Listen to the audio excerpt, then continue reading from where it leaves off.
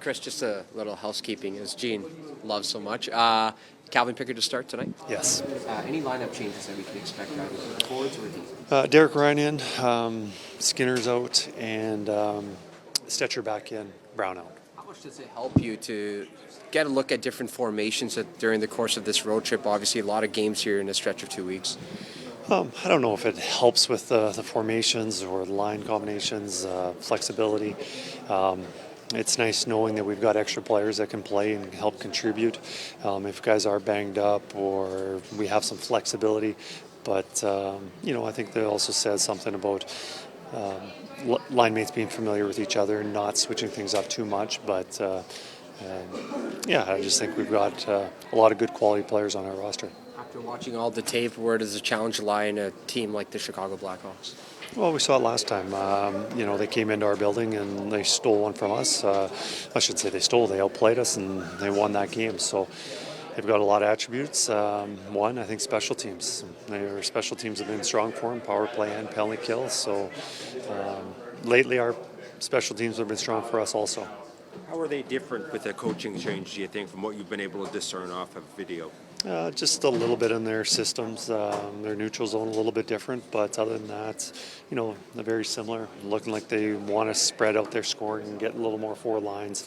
But, I can't say watching just a few games of a video clips on exactly how their identity has changed, but I just notice, with their lineup choices that they've done, and also a little bit of difference with their systems. Kris, one of the issues in Pittsburgh the other night was the start that you guys had. How do you ensure that tonight you start on a positive note?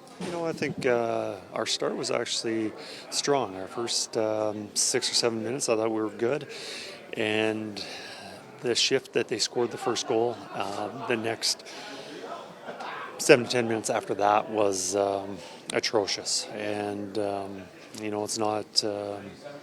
It's very difficult to play 60 strong minutes of having the momentum and carrying the play the entire team or the entire time. It's the NHL, good quality players, teams. To say that you're going to dominate for 60 minutes is pretty unrealistic. But the mistakes that compounded during that 6 to 10 minute stretch was not something we can do. Thursday was Connor versus Sydney, and I know it's Oilers versus Penguins, and tonight it's Connor versus Connor. What do you make of these sort of number one overall picks, generational talents matching up, and in this case, in back-to-back games for McDavid? Well, I think it's exciting for the fans. Anytime you see two star players who are, leading their team, and it's exciting for the fans to see where those two match up. And you look at the age difference, and you're looking.